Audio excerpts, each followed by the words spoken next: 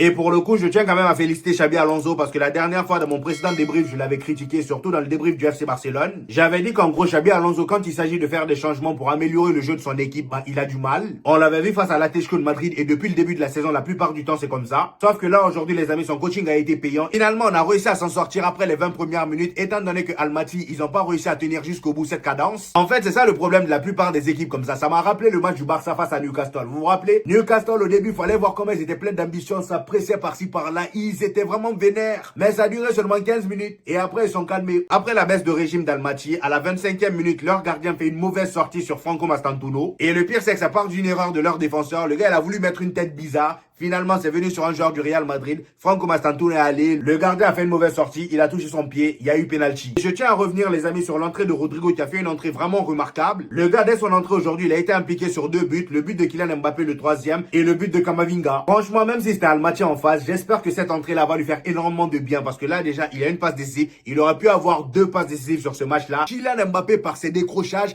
aidait Arda Güler.